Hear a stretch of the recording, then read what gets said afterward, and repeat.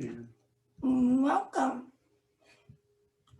to the 20th Annual Disability Rights Legislative Day. Welcome, everyone. We're in this together today and every day. I'm Monica Williams, and this is Christopher Work, and we're going to be your rally host today. Yay! Now, everyone but our presenters will be muted, but please feel free to make comment in our chat section. And we know that this is a little bit different than we've done in years past. But remember, just because we're not at the Capitol is the people. So this experience on Zoom is powerful and will have an impact. Monica? Okay.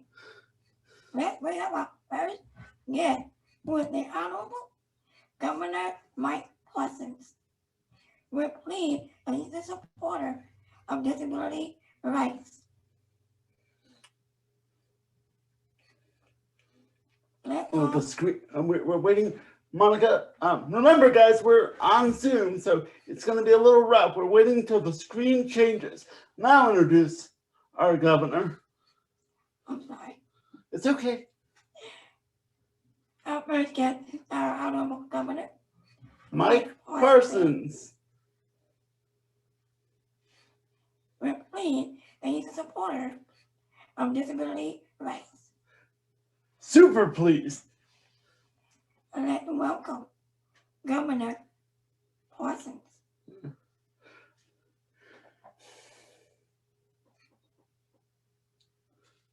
We've got a little bit of a delay here, people. It's important to have a leader like Governor Parsons who recognizes the value of people with disabilities. We're glad that he's coming this morning. I know we're running a little bit fast, so we're trying to slow it down, but we are lucky to have an advocate governor in our state. Thank you. My wife is off to the corner. Let's practice a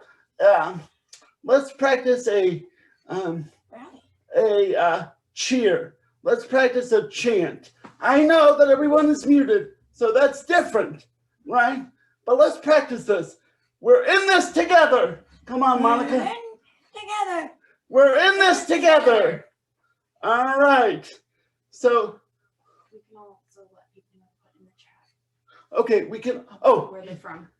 Also, because we're so separate this time and we're not in the flesh, you can also share things in the chat, like Monica said earlier. Please share your name and where you're from. And it's powerful that we can bring the state together.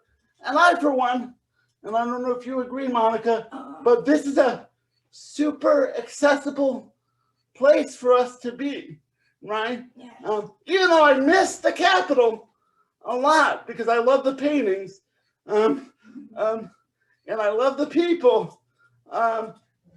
This is a really interesting and new experience, very accessible, actually. So, as we wait for the governor, let's try that chant again. We're in this together.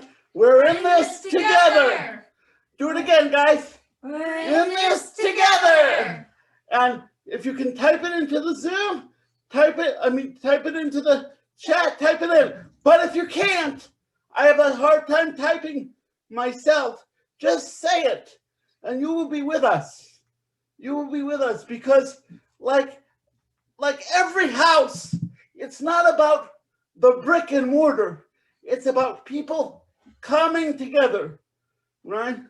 So we're in this together.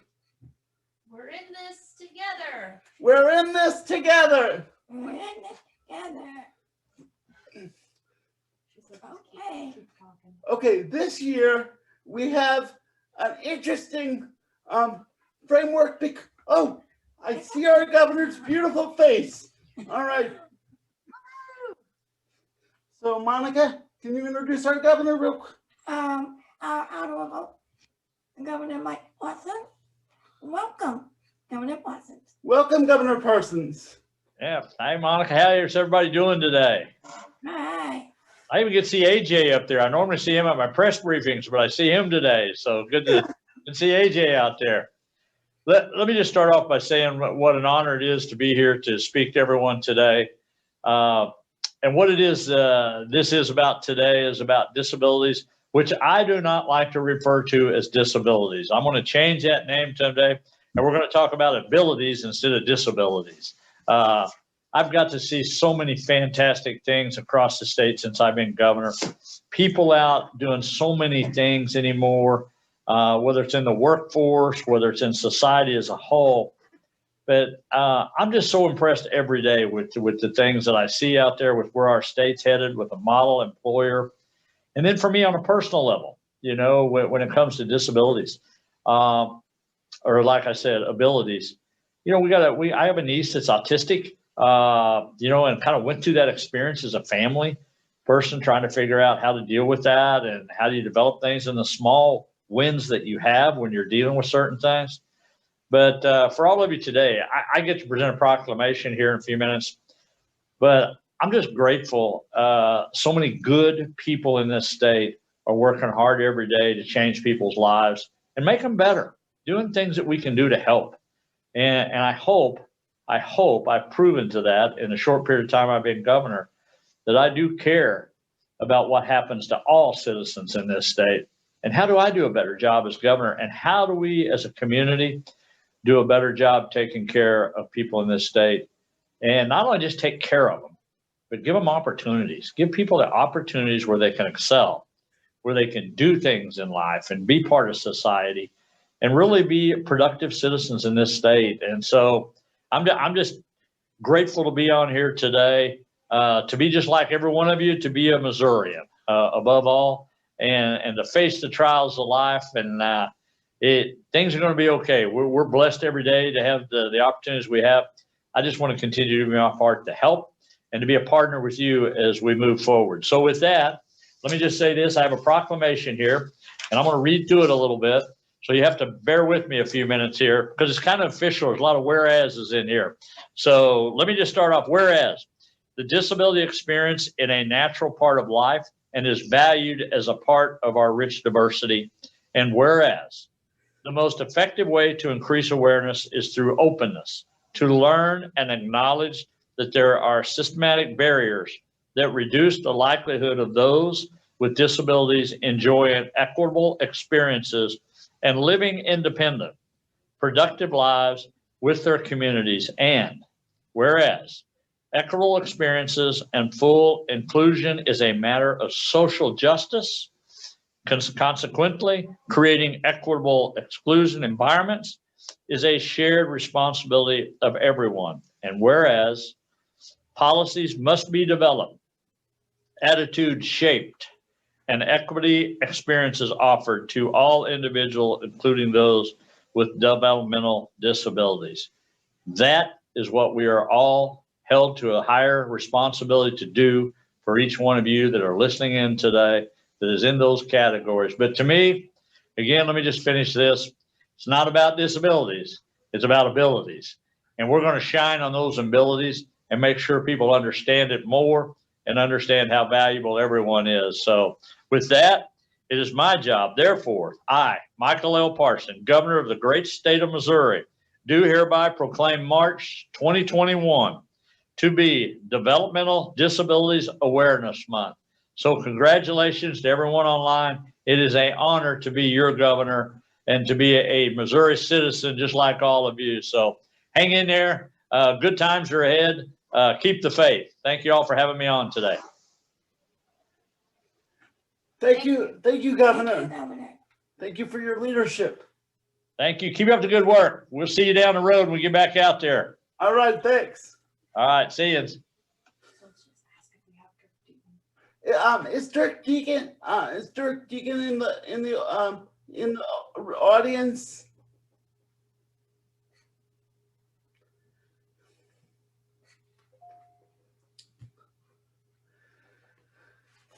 So I don't think Dirk's here, Monica. Who's next? Okay, well, how about we start off with a little rally cry of support our lives, support our staff. Oh, awesome! So we get to do one of my favorite things. We get to have another chant, right? You know how I love to get excited. So how does it go, Monica? Support our lives, support our staff. Support our lives. Support our staff. Support our lives. Support our staff. Great. Right? And remember, put that in the chat. And if you can't do that, just say it. So let's do it one more time. Support our lives. Support our staff. Right. Right. We want to send a message to legislators that people who provide direct care deserve a living wage. By supporting our staff, they are supporting our lives. By supporting our staff, we're supporting the people with disabilities that they support to have the fullest life possible, right? Which means we deserve to get paid a fair wage. That's right. And now, the next person we have is Christy Kuehler and her support staff, Savannah Costin. Hi, Christy. Welcome back. Hi, Chris. Hi, Monica. Welcome. Thank you. First, I wanted to introduce myself that I am Christy Klewer, and I am a self-advocate as well. And I am also employed. I am a homeowner and an active volunteer. And so the home and community-based services are extremely important to me because without those services, I wouldn't be able to get in and out of bed, into my wheelchair, eating, drinking, going to the bathroom, just those everyday things that we all take for granted. And so the home and community-based services are just important to my whole livelihood. Without those, I can't live, I can't work, I can't get back to the community. And so those things are just for my everyday well-being are possible. Just I can't exist without them. And going into that too, as far as with my caretaker who's supposed to be here with me today. And unfortunately, this happens quite often. There's things that come up, and because the fact that they are unable to get a good fair wage, sometimes they can't pay for babysitting, which would be the case today because the husband got called into work. And so therefore, then she has to take care of her child. And unfortunately, that affects different things that I need her for. And so those are issues that we deal with all the time. They have to pick up additional services or additional employment. And, because we have very few people that are even available to do these type of hours because we just can't offer the pay, is we end up being short-staffed. We don't have anyone here to get us up. But she also just showed up as well. This would be Savannah, my support staff. She's going to just show us a little bit about the services. And it is a very mindful job for sure, and not everyone can do it because the hours and the pay always don't align. Just like with my situation, I like to be here and I choose to be here, but that also keeps me from having other opportunities for other jobs at sometimes because I have to be here with Christy, which I would rather be. She helps me out as well, she relies on me, so she keeps me going, and I have to be here for that reason. And it's a choice. It definitely makes it difficult sometimes, especially with small groups. You know, there's only 3 of us or 2 of us now. So switching hours back and forth, it would definitely be beneficial to have more hours, more time for different things, and easier availability for backup. Like Serena had said, I only have 2 staff members right now. That literally is, someone morning and night, 7 days a week. And so because of the fact that I can't offer them more pay to get people in here, I literally get stuck with very few staff members because of that. And so it is really important that we could give them a good living wage in order for them to be able to do the job that they love so much. And for us to be able to live our lives. It really is a sacrifice with all of us. And Christy, thank you for your testimony. I know that you do a lot of work out there in Springfield, right? So you're trying to embody what the governor is talking about, right? And your workers are a big part of that, right? And they deserve the respect of a wage, right? Thank you for sharing. Thank you, Chris. Okay, thank you, Christy. Savannah. Next, is our representative, Sarah.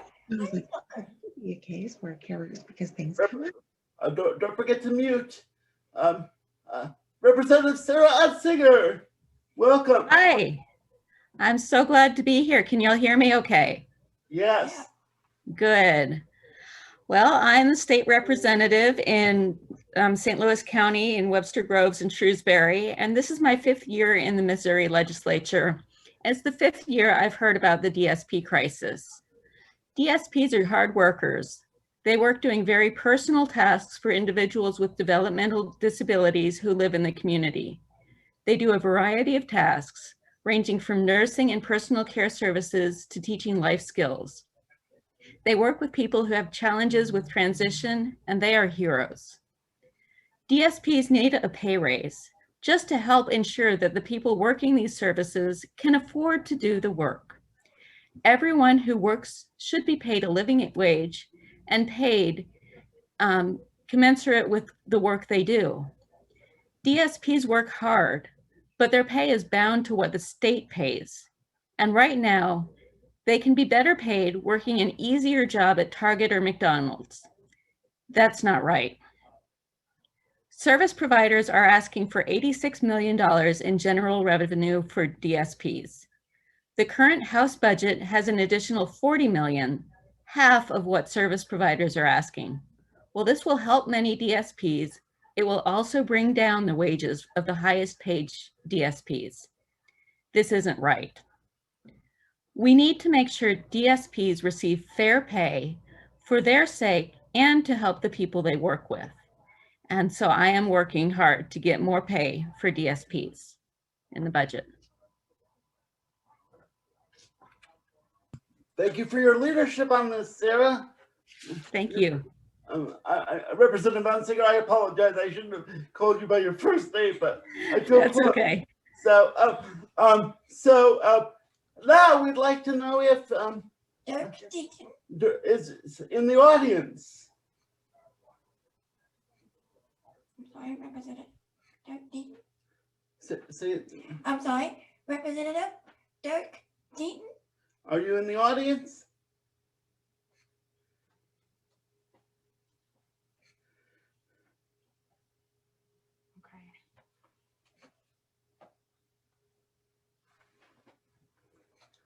Sorry for the pause, guys.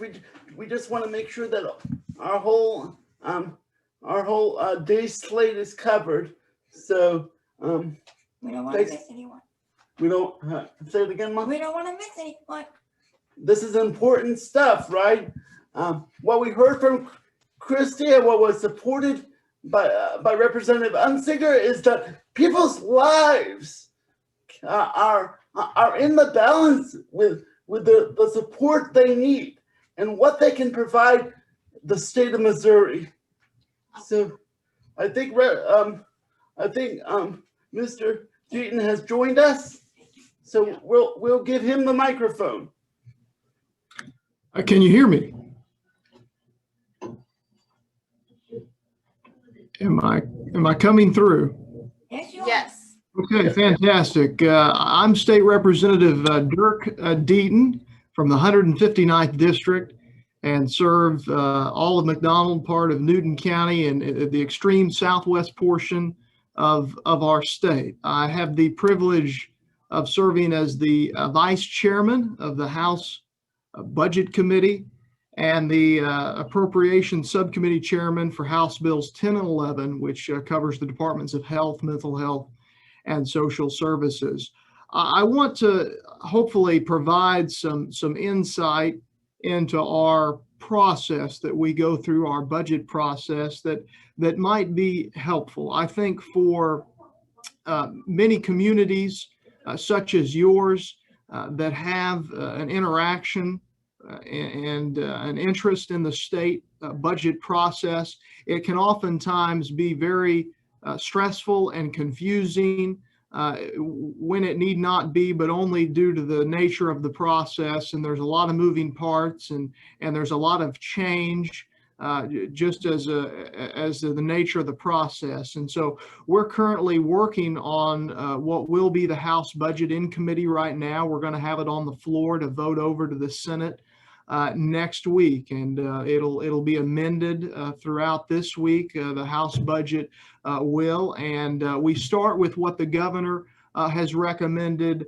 to us. And I'm sure there are concerns not only with the DD rate, which has been an issue, and CMS has had the state on a corrective action plan. We know we've got a long ways yet to go on that. But there's also other services and rates that some of you might be interested in as well, and heard some chatter as far as some rate cuts or different things, and that can be, I know, very, very concerning. I would just caution everyone and want everybody to know that this is a long and arduous process for those of us on the House Budget and Senate Appropriations Committee, and it's a long process for those who, like yourself, have an interest in what we're doing. But nothing is finished until the very, very end. So I just caution everyone. I'm hopeful that many of the concerns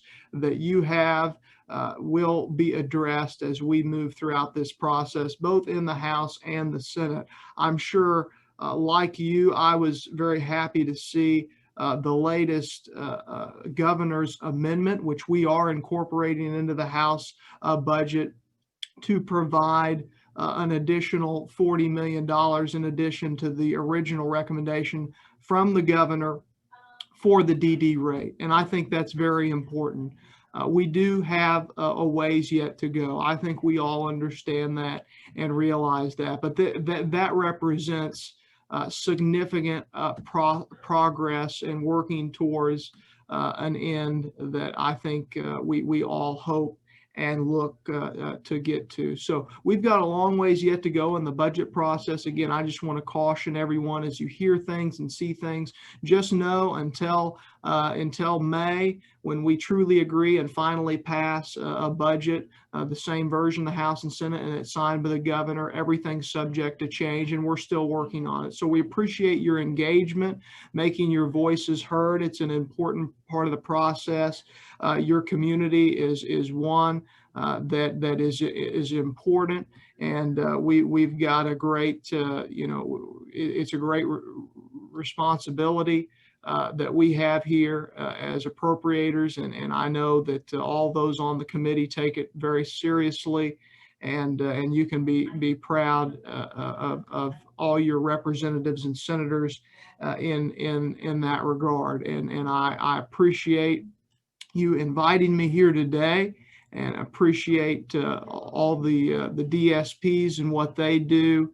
And thank you again for your engagement and giving me the opportunity to visit with you here today. Thank you, Representative Deaton. Now the next speaker we have coming up is Representative Betsy Fogle. Representative Betsy Fogle. Hi, everybody. Can you hear and see me? Yes. Okay, we have surprise or not, we have kind of spotty service here in the Capitol, and my laptop's not working, so I'm stuck on my phone. I apologize for that. I'm Representative Betsy Fogle. I'm a freshman legislator in Boone County, and I have the pleasure of serving on the Budget Committee. As a freshman, you can all imagine I'm spending a lot of my time just diving into the budget. I'll show you my budget books over there. That's about half of the budget books that we have as a committee. So to echo Representative Deaton's comments earlier, your budget committee is working very hard to make sure we get this right. I want to speak a little bit about the things impacting you guys. My understanding is that Rep. Unsicker already talked some about HCBS, and I'm going to talk about community-directed or consumer-directed services. That's something that my office has received probably more communication than anything else. My legislative assistant and I track every single incoming piece of communication that we get from constituents or people across the state about what policies are important to them and what legislation is important to them. And you guys, I will tell you, have done an amazing job of organizing and getting your message out there. Because we have heard overwhelmingly more about this issue than any other issue. To Representative Deaton's point earlier as well, we are in the midst of the budget. So tomorrow, or I guess Thursday, we head to big budget markup, which means we will all go and drop amendments and try to make changes. One of the things that's really important to me as a freshman is making sure we're getting your people the pay that they need to be able to take care of the individuals in their homes. And that includes consumer-directed services. In the markup that we got yesterday, there were some cuts there, and I was very disappointed to see that. But I can tell you that me and my caucus, and I'm sure some members of the other side of the aisle, are working to restore those consumer-directed services because I think they're incredibly important. Not only are they what's best for the patient, but they're cost effective. It's a great resource and a great tool for individuals to be able to have compassionate and loving care in their home. So I see a lot of questions coming in here, and I'm sorry that I'm on my phone and can't read them.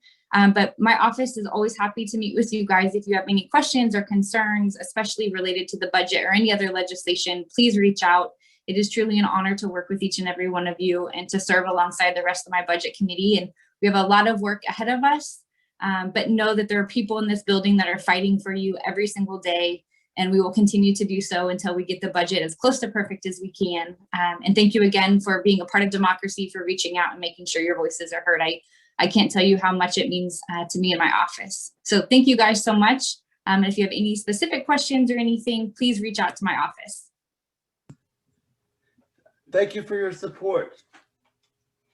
So next we have Camille Gibbons and her attendant Jolene Davis. Are you in the house, guys?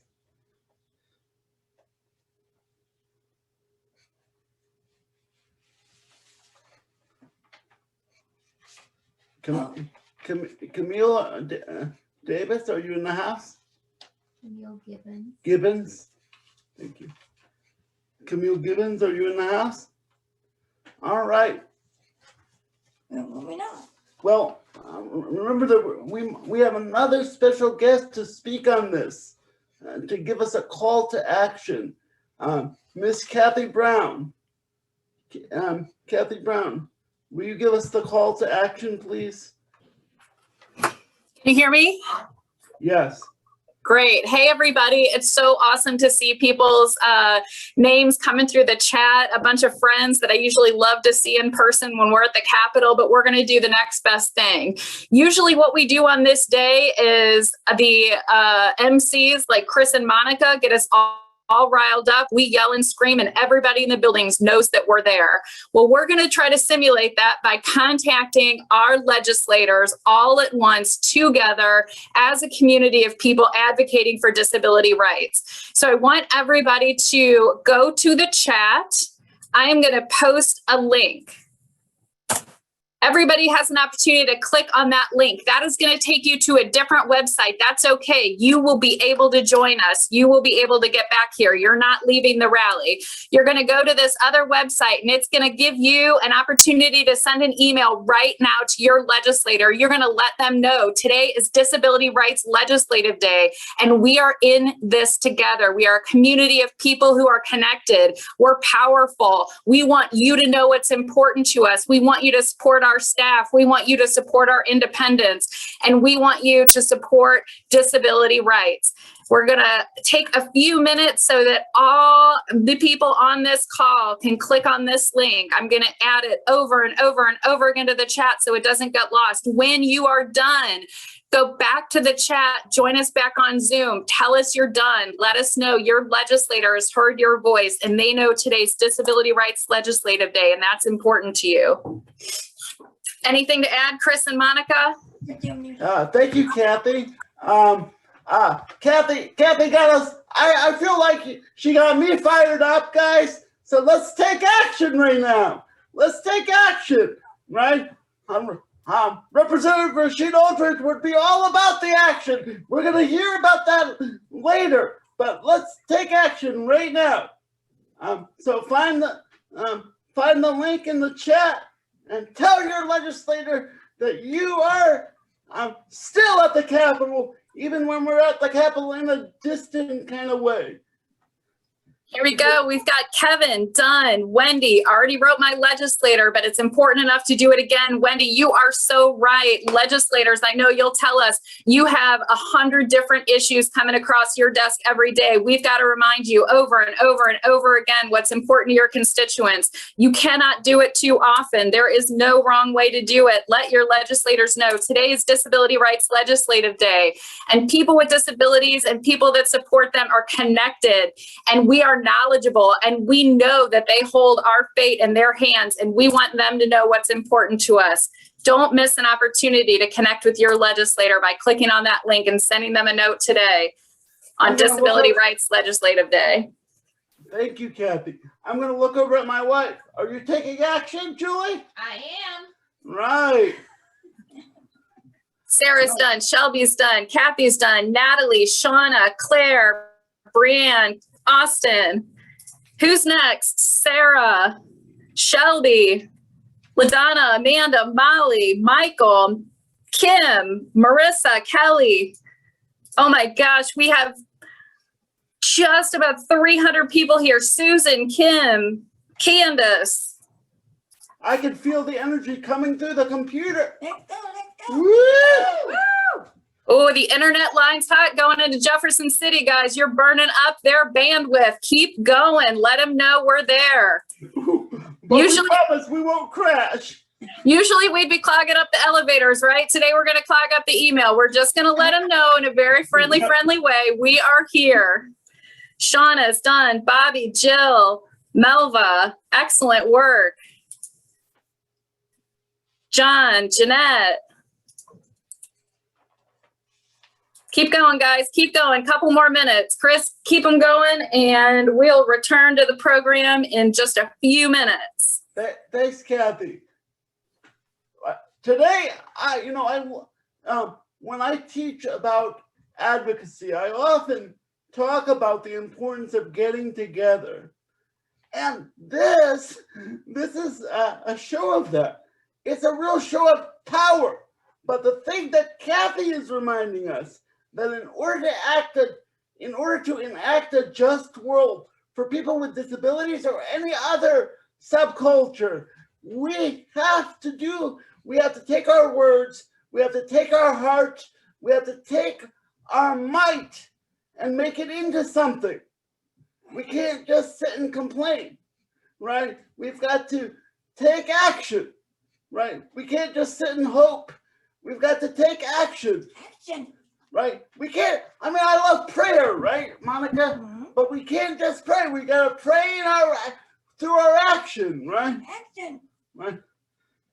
So what Kathy is helping us do through this link is really take action, just like you would if you were to, at the end of this, if we were in person, just as you would, as we would clog up the elevator, as Kathy pointed out.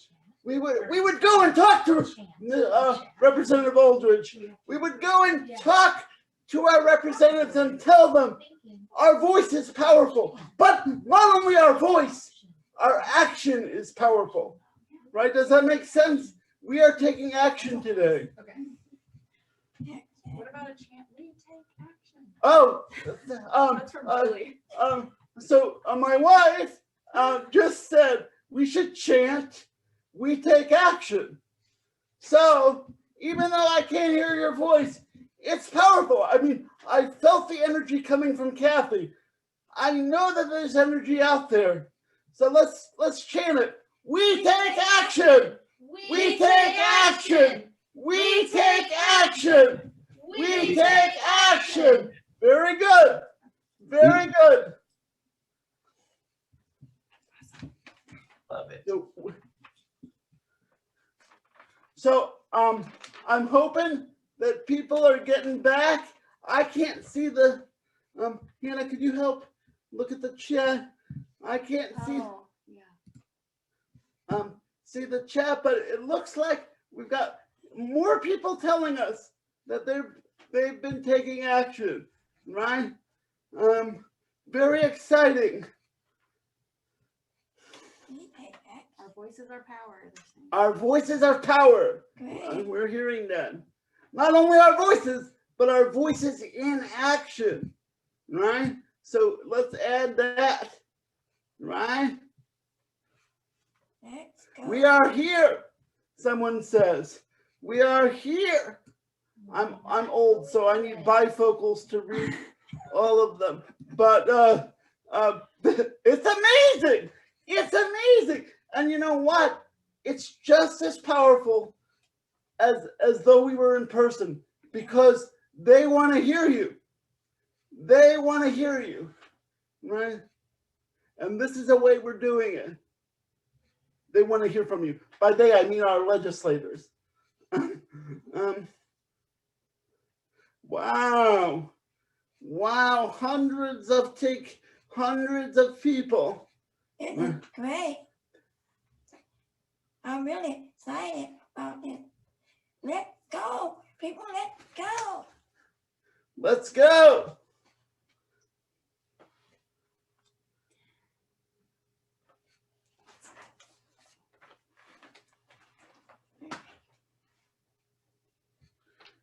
So as we're coming back and returning to the rally, right?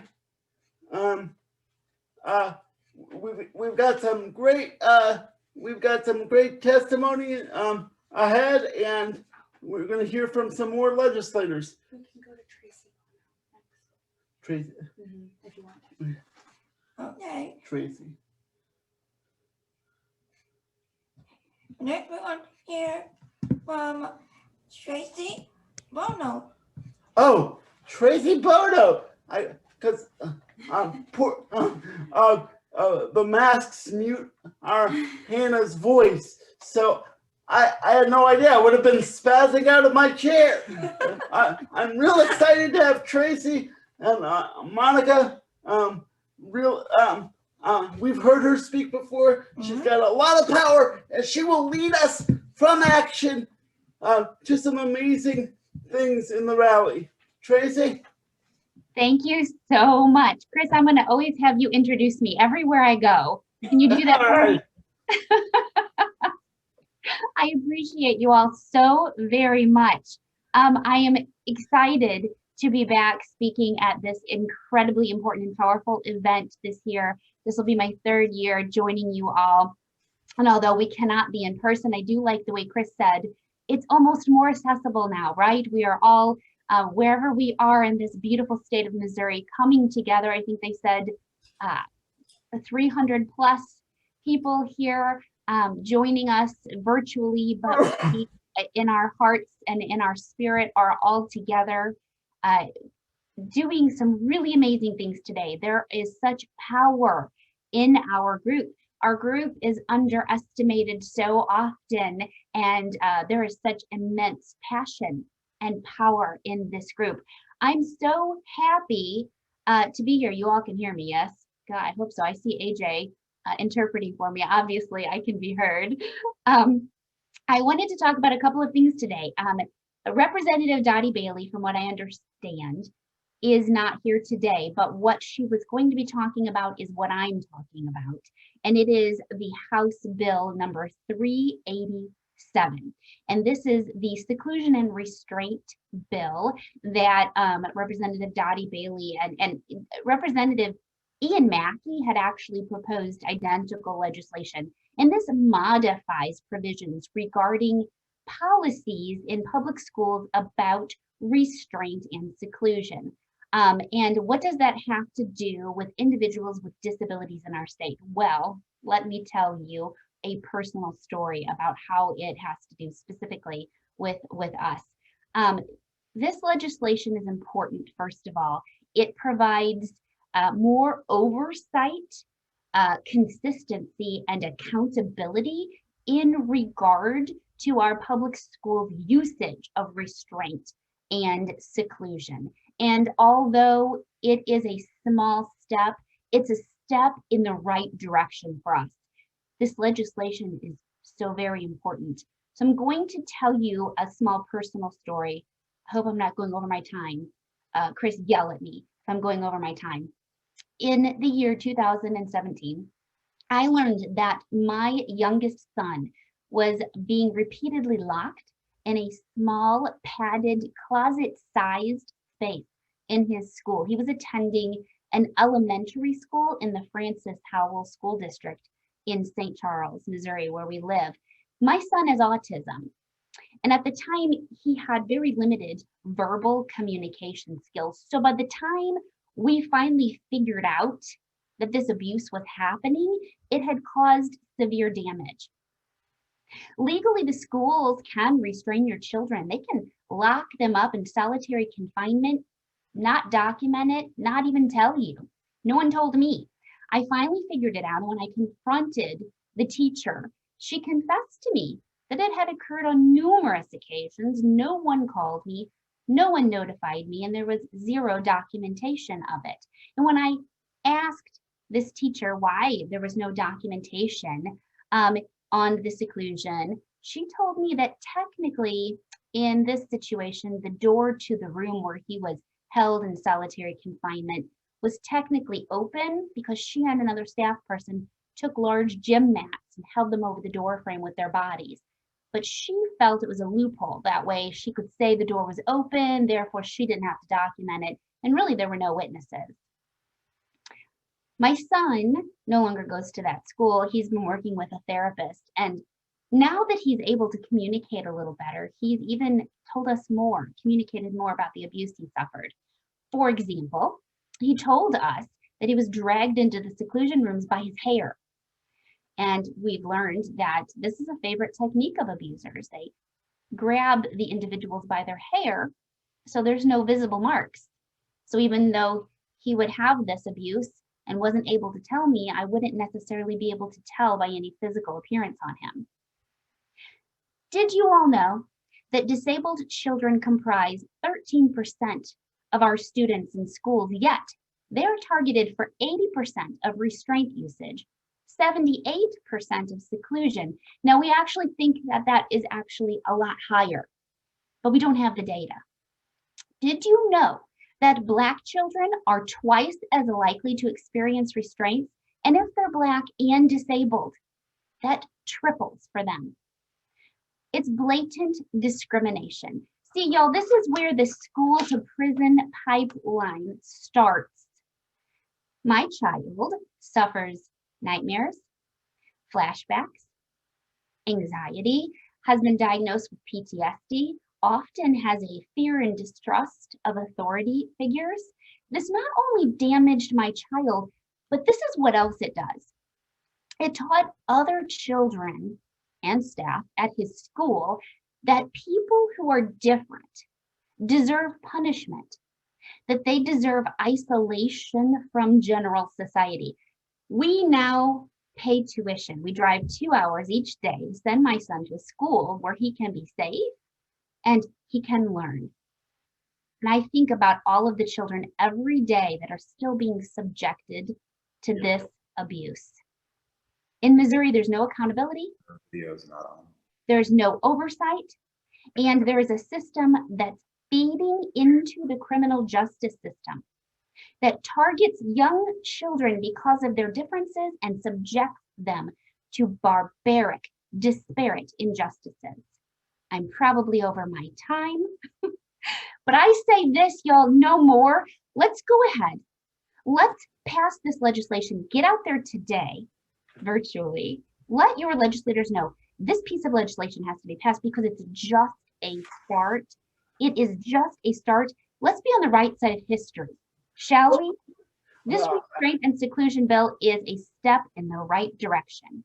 And Tracy, that's a great segue into just briefly talking about why Representative Bailey, sorry guys, I'm nervous. Why Representative Bailey couldn't be with us, because she's on the floor right now, working to pass HB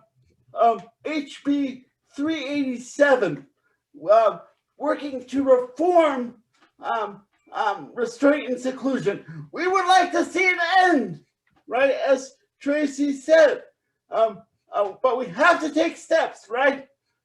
Thank you, Tracy. Thank you, Representative Bailey. Thank you. Now, the next speaker coming to us will be Representative Bridget Walsh Moore. Hello, everyone. Can you see and hear me? Are we good? We're good. Okay. Well, thank you so much for having me today. I'm so happy to meet all of you. I wish it could be in person, but this almost works better if you think about it. I am a freshman representative from South St. Louis County and City, and it's my first year here, so I am really excited to be here. Thanks so much for having me. I'm going to switch gears a little bit. We've been talking about budget.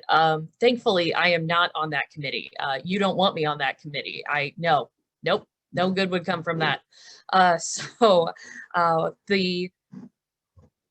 The committee I'm a part of is Workforce Development, and I have House Bill 115 that should be exec out of committee next Monday. We have a noon committee meeting to vote on it, and what that will do is allow for more assisted supports in a competitive workforce environment.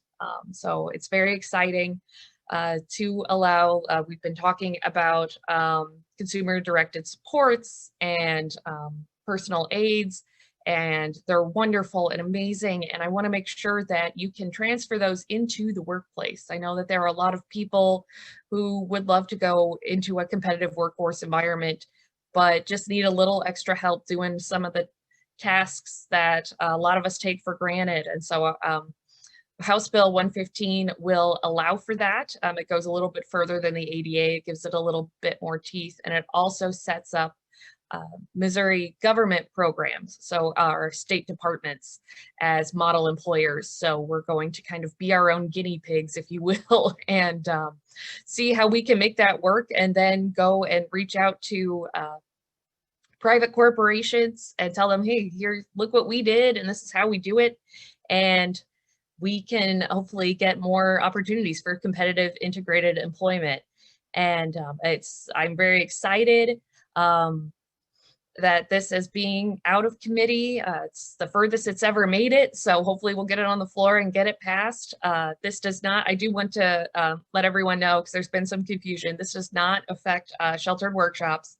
If you like your sheltered workshop, that's where you want to stay, that is great, stay there, that's wonderful, you're all good. But if you would like to, a more challenging environment and to go into competitive employment, we are here to support you and to help bridge that gap. Another caveat of this, obviously, is if you go into the competitive workforce, you'll be making more money, which, as we know, can add to the fiscal cliff, and you can lose your your support services from the state. I have another piece of legislation that is going to address that I'm also working really hard to make sure that workforce development hears that and that we can get that added so that you can make more money and achieve your full potential and still receive the supports that allow you to live life to the fullest. So we're hoping to address the fiscal cliff and bridge that gap. So that is something that we are working on. We have a speaker who seems to be interested in that. And so even though it is being brought up by the minority party, I am really excited that we should be able to make some real ground coverage on this. So we're very excited, and I'm happy to answer any questions. Please reach out to my office. I'm always available. Please let me know if you have any questions. Always, we'd love testimony, virtual or written. If you have a bill that's important to you, please reach out. What you're doing today is so important. It helps to have the face-to-face interaction, and I'm just really glad to help out in any way I can. So thank you so much for having me. You're unmuted. Okay, Thank you so much. thank you, Representative Walsh. The next speaker we have coming is Duane Andrew Haught. Welcome, Duane. Andrew Haught.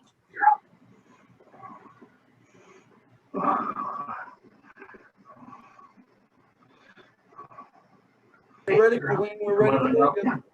Yeah, I work for GERBS. I've been there for 2 years. I work at GERBS to make money support myself. Covers always right on the money. My staff supports me, make sure I do a good job, make sure I keep all the groceries, and make sure I do a good job on bagging, and make sure I don't mess up. My new skills I learned is how you get out to meet the community and meet people and have fun. The work improved my life by getting money, digging out and support myself, and buying things I need for groceries and food instead of having no money.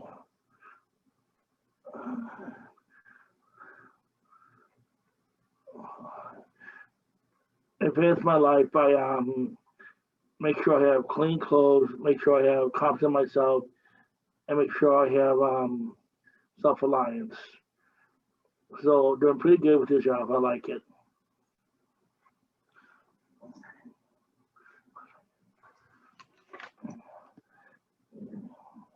Awesome. I heard the word money several times in your talk. Money's important for everyone, right? Everyone deserves a job that is challenging and supportive, but in the end, it comes down to fair wages, right? Thank you for giving your testimony. Where are we now, Monica? Now we will hear from Kendra Burgess on support our staff. Kendra? Yes, this is Kendra, and I'm here with our CDS consumer, Camille Gibbons, and Jolene Davis, who is her PTA. Good morning. My name is Camille Gibbons. Are you able to hear me? Yes, but you do have a little bit of feedback. I'm sorry. Well, my name is Camille Gibbons, and I receive consumer direct services. I'm not sure what's going on about the feedback, but I would like to let the legislators know that it is very important to me for me to have my personal care attended because I suffer from asthma, I suffer from arthritis, I suffer from hypertension, and I'm blind. And many of the tasks that my personal care attendant does for me are very important, like opening the mail and telling me what's in the mail, helping me get my bills paid, helping me get meals, etc., etc. But I am very concerned about there being a financial cut because our personal care attendants do not receive very much money as it is. And they need to be able to come visit us and have gas money to buy gas to go in their vehicle. So I think they do need a living wage because they only have us for so many hours a day.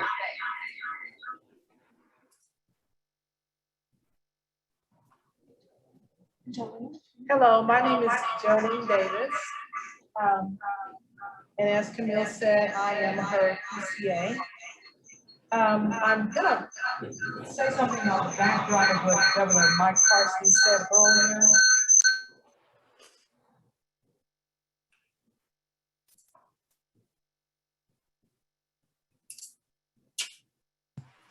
That they do have to their fullest, they do need us to help them. I know a lot about seeing people with disabilities. My son has autism. His father suffers from, he had polio as a kid, so he is a man living with a disability as well. So I want to just say very quickly that our most vulnerable and valuable population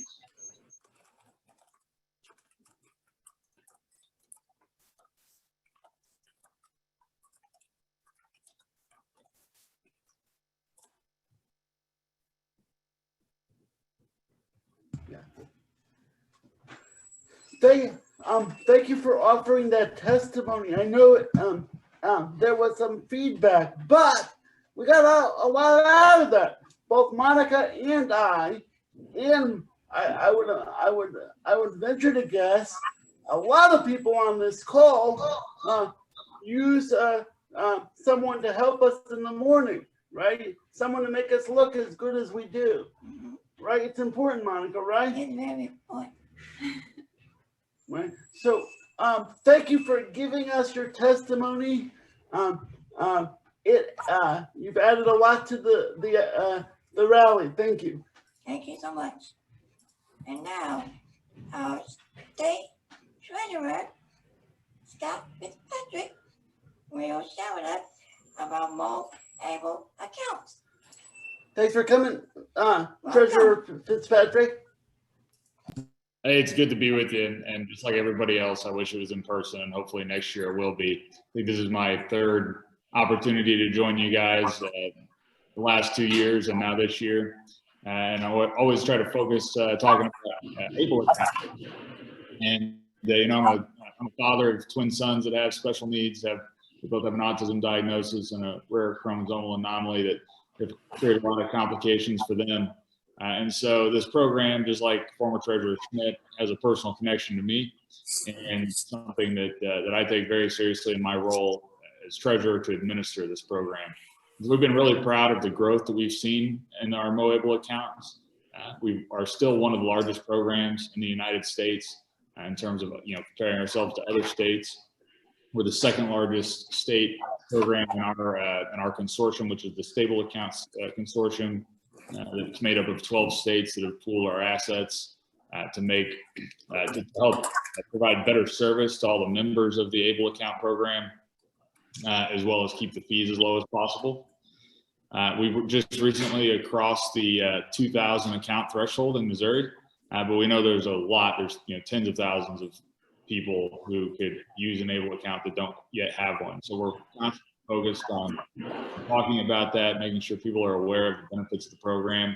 And we're also working hard with employers right now to try to get them set up to allow their employees to make contributions directly to an Able Account from their paycheck.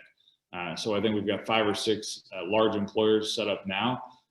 We're always interested in adding more employers. We've actually talked to a couple of sheltered workshops about potentially participating.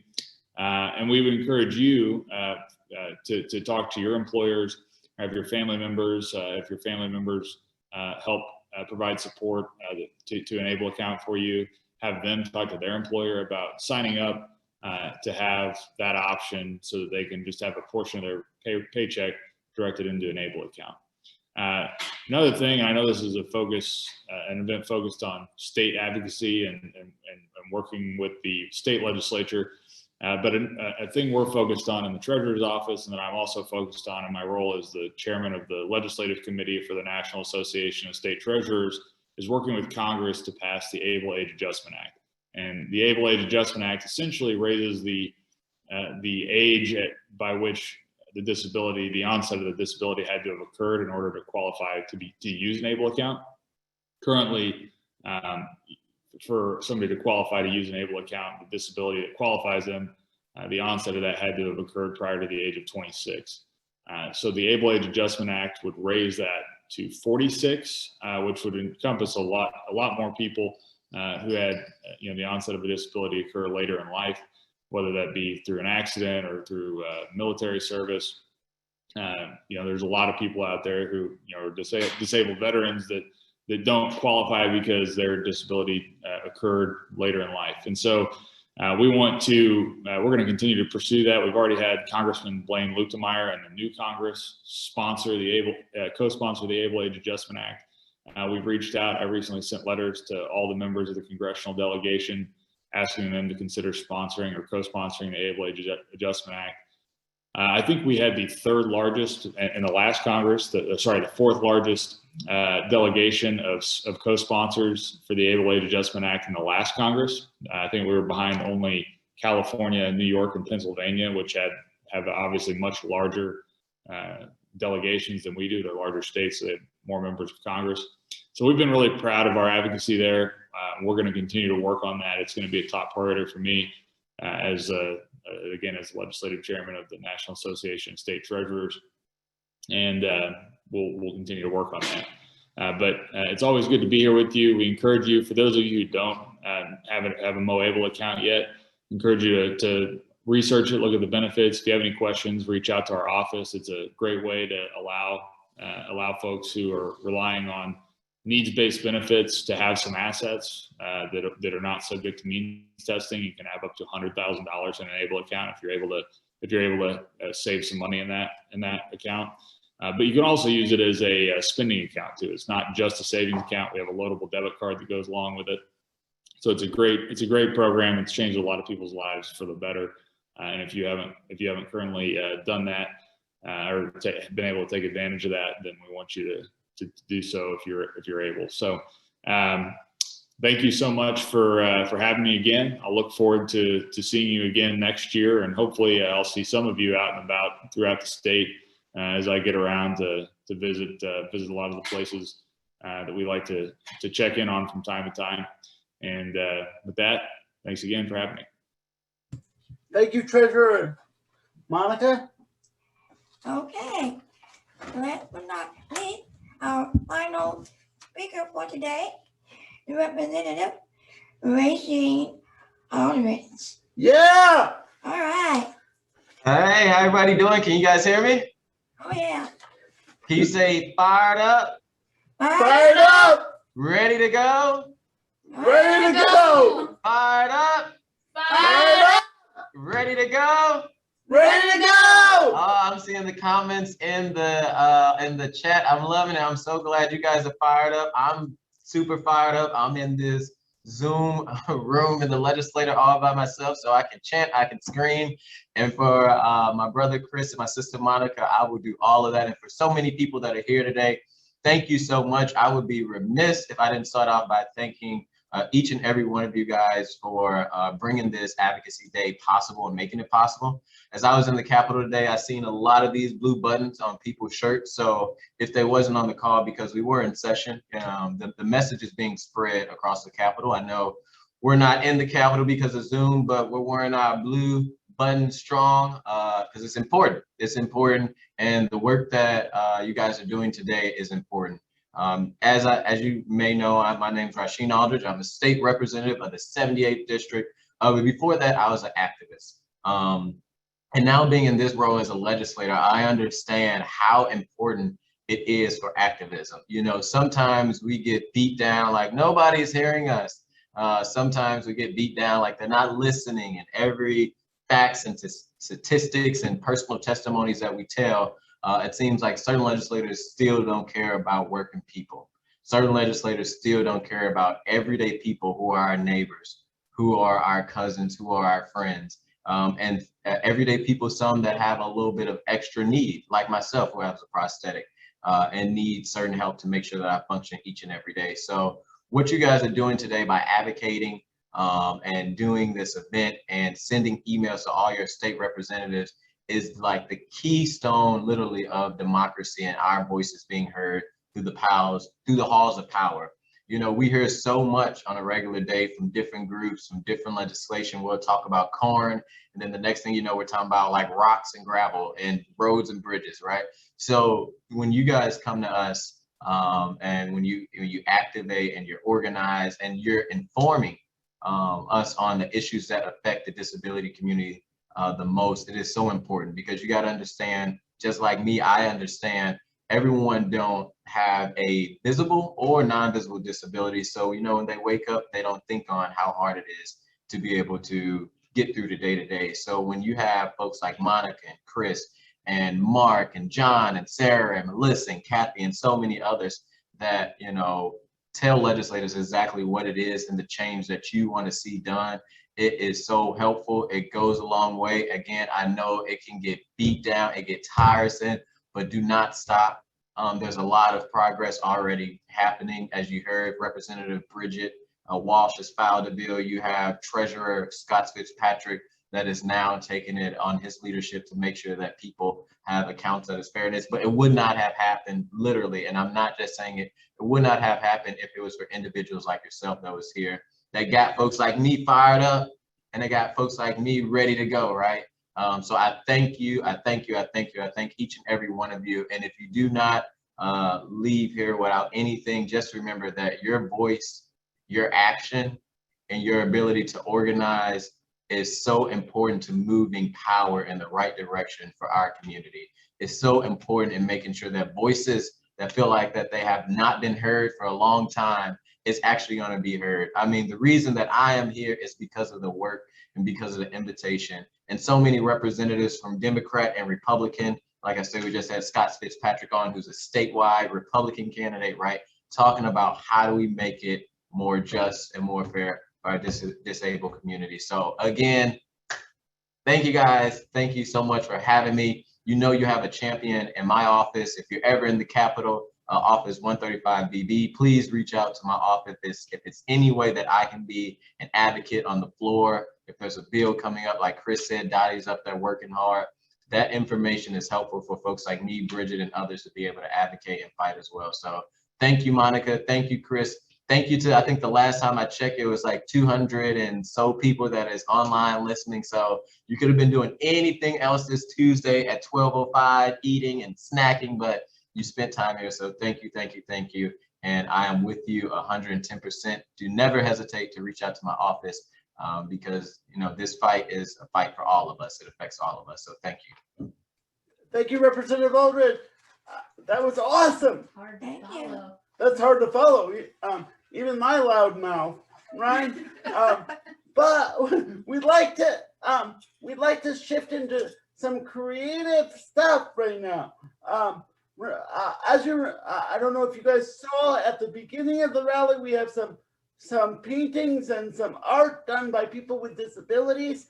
Now we have a poem written by a DSP, and I love this poem. I think it's going to be a great way to galvanize. Stay with us till after the poem, because we have a few more things before we head out into the world to be our best advocate. All right, let's start the poem.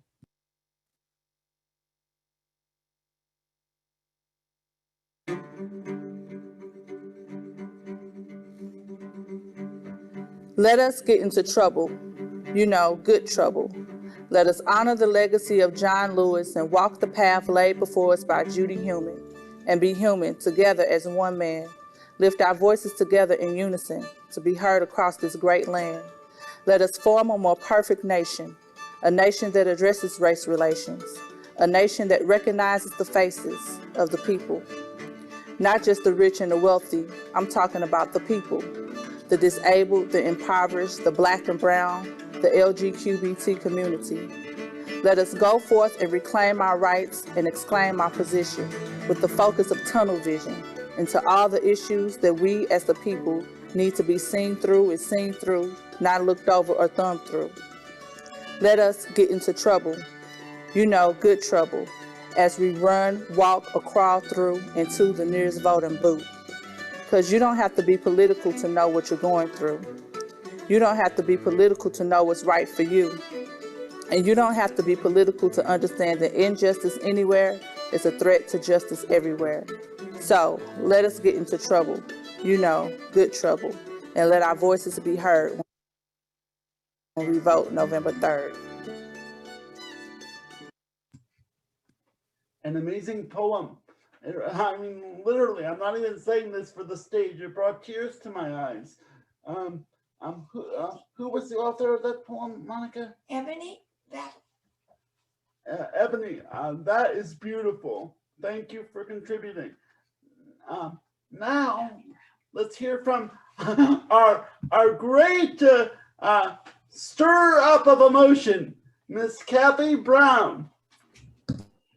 Hey everybody, this is Kathy Brown. I just wanted to butt in and take an opportunity to acknowledge Monica Williams, Chris Worth, and AJ, our interpreter, who graciously donated his services for our hour together today. Thank you so much. It is very, very difficult to do what they did virtually and for the first time. And I think they did a phenomenal job. So if you liked what Chris and Monica and AJ were able to do for us today, please put it in the chat, show them some love, show them some appreciation, and thank you both. I think you did a great job. And then back to you, Chris, to wrap us up. How would you send people out today? Let's get fired up and go out and talk to our legislators.